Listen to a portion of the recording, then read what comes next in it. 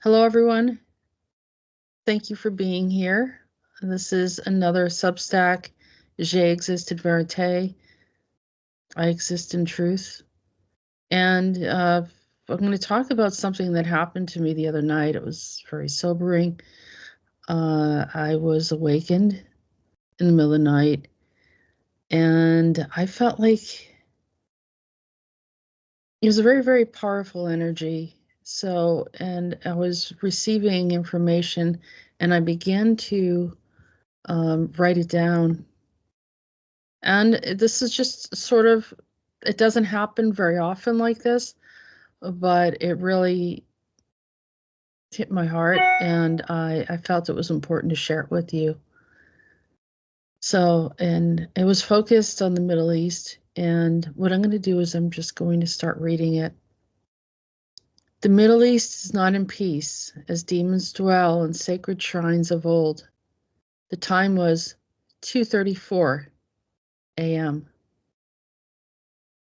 J'existe in vérité. I was awakened in the silence of my bed. They spoke to me. This is not a feel-good story or a story in my head. I heard the sound of burning embers and a small child weeping in the street. The pain was extraordinary, as I observed. Through his eyes, I saw fear and confusion while he called out for his mother. I focused my eyes for the smoke and the dust as the spinning sensation wouldn't stop. I observed as fear took over. Then the child looked frantically in all directions at once. Then the scene changed, and I observed an old man prayed in Israel, and another old man prayed in Palestine. They said to me, they call for us. They are begging to be heard. They, meaning those from the stars and the moonlit sun.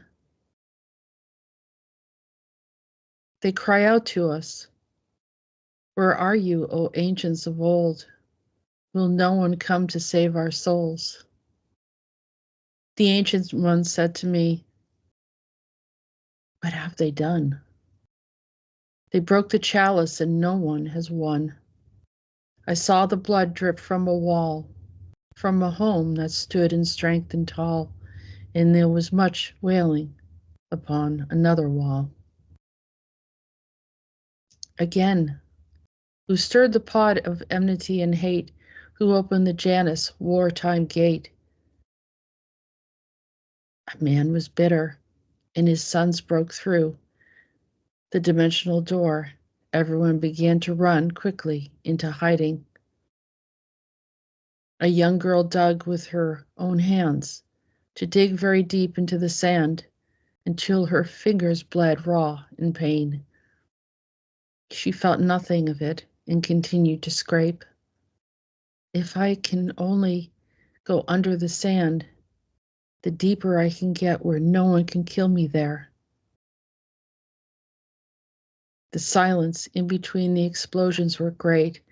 One can hear the hearts beat and the breath separate. I said again to the ones who had awakened me from my sleep, what evil has been done that makes my soul want to weep? Was this supposed to happen? Or was it induced, contrived, plotting dark intention? Then they said, we have awakened you, that's true, as you lie in your bed. Though you didn't turn time or inflict this on the dead, we are hearing their cry from as far as it can be. Many have witnessed to what we did see. The innocent know not whether this is eternity. So I sat in my kitchen, seeing the cupboards of food.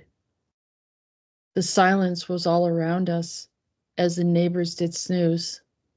And then I saw them in burnished glow of armor and light.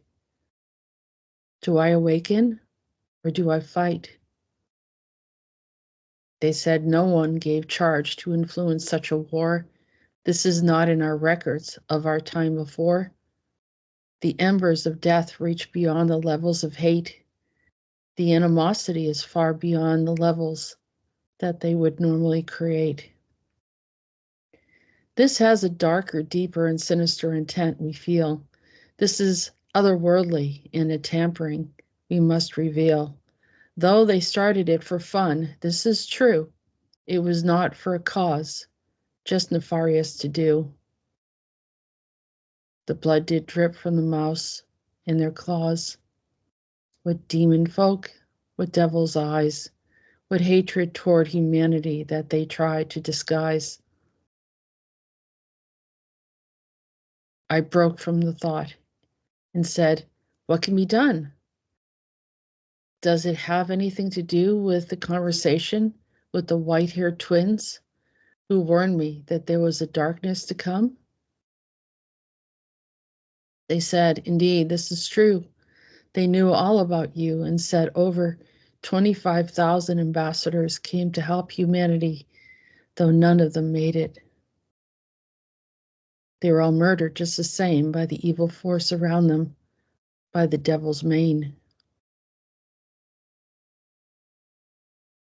So humanity suffered, and yes, they suffered so much pain. Children were the target, and the elderly who had the memories stored in their brain. They were burdened by the demons who unleashed upon them for no other reason than boredom. Without the 25,000 to prohibit them, they were unhindered to attack and endlessly torture. We heard the people cry there as well. Their sorrows were heard in both heaven and hell, and they were locked as prisoners in their own homes as they watched the poisons in the sky, the pinch of an arm, and some dropped like flies. In truth, we see all, and yet the injustices reach far. There is a window in the Middle East that reaches God's call, but the dark ones work both day and night. The blood drips from their mouths, and they are motivated to make wars and fight.